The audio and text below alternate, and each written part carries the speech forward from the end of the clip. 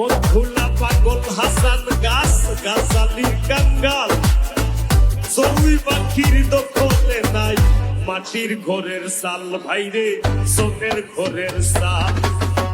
বন্ধুলা পাগল হাসান গাছ গাছালি কাঙ্গাল চড়ুই পাখির দখলে নাই সোনের ঘরের চাল বাইরে মাটির ঘরের চাল কাঁঠাল পাখির ডাকে আজকাল কাঁঠাল পাখির ডাকে আজকাল গাছের কাঁঠাল পাকে না তাই এই দেশে আর কোকিল ডাকে না